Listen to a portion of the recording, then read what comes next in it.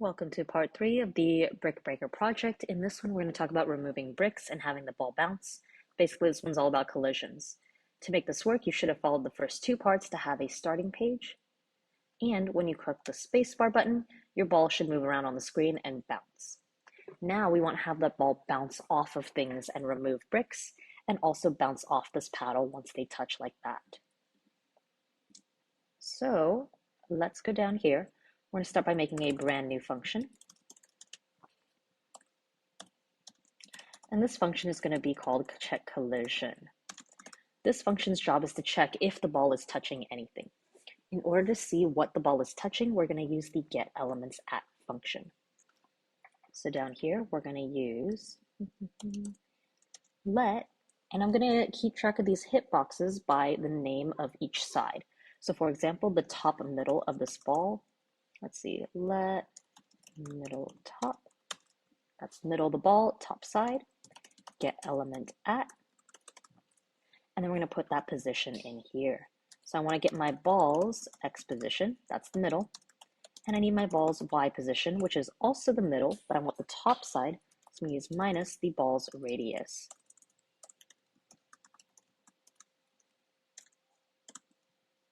And that's going to be my middle top position. I'm going to do the same thing for all of these.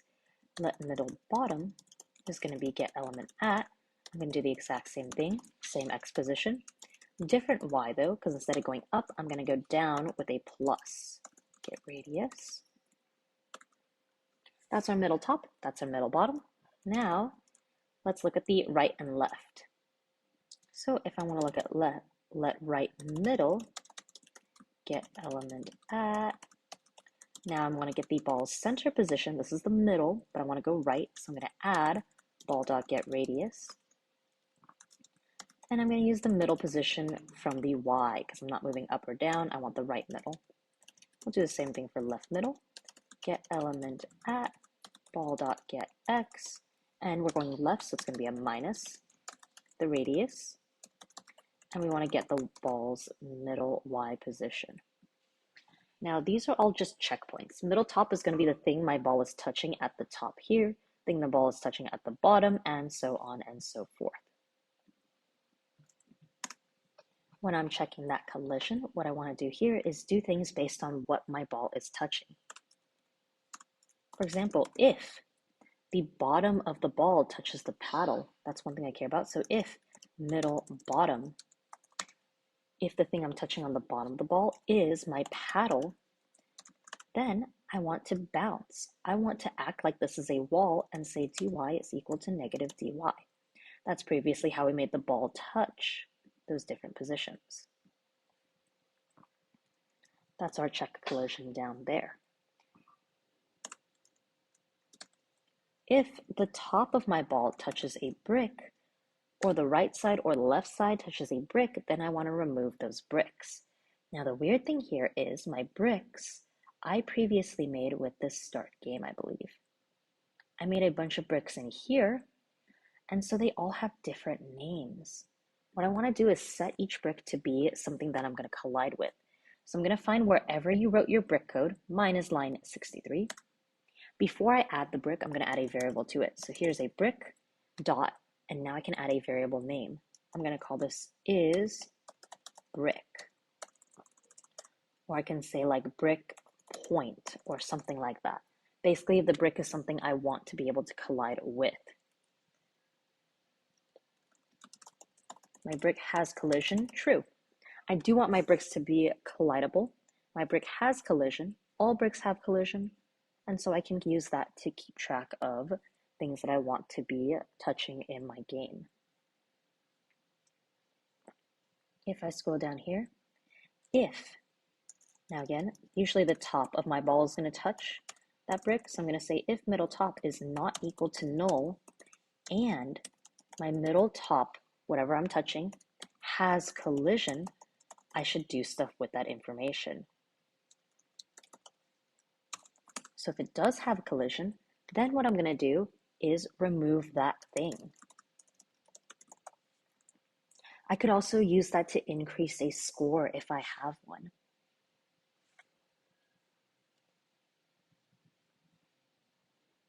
Now I'm going to run check collision inside my timer. I need to make sure that inside this animate, I'm always checking to see if there is a collision here. So just like we check to see if we're touching one of those walls, we are also going to use that check collision.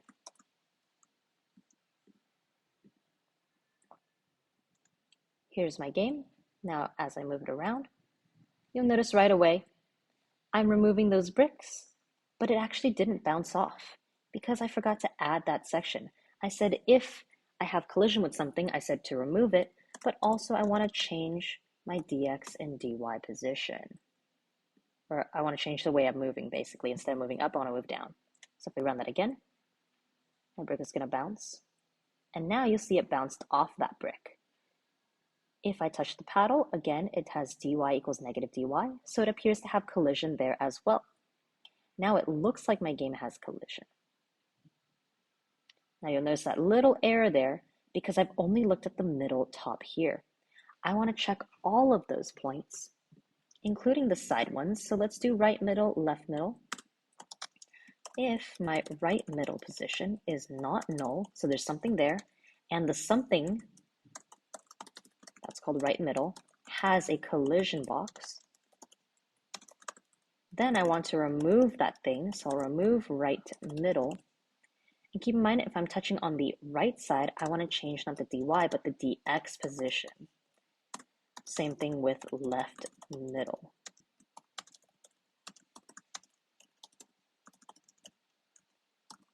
Again, I'm just copying what I wrote below, and my left middle also has collision. And I want to remove that piece, so remove the left middle thing, and change my dx to go in the opposite direction. So if we run this again, give it a second, boing, we bounce off one, bounce off the bottom.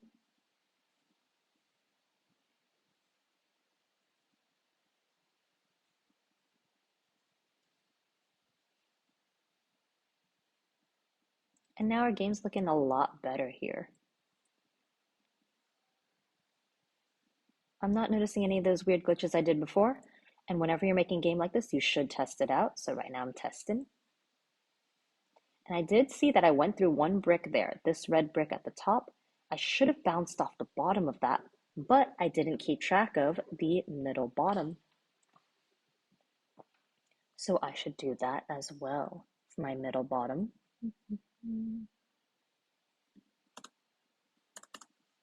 If my middle bottom is a paddle, then I'll do that. If middle bottom is not equal to null, then I'll check to see if it's a paddle. Otherwise, if it's not a paddle, then I want to check to see if the thing it's touching has collision. And if it does, then I'm going to write dy equals negative dy. You can add more points to this check collision. So you may want to add a right top, left top, right bottom, left bottom. And that's going to make your game a lot more efficient. So that's what you should add right here. Add a right top, add a right bottom, add a right or add a left top, and add a left bottom. And that's going to make your game function a lot better with those different pieces.